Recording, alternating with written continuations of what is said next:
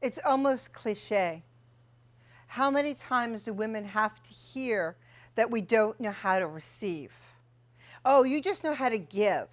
You don't know how to receive. Well, guess what? It's hard to receive when you're not being given anything to receive, and you're always being put into the role of service. When was the last time you had 90 minutes of attention, presence, caring, and pleasure directed and created just for you? That's the life-changing moments that happen at Back to the Body. That's where the healing happens. In 5 sessions where you learn how to receive.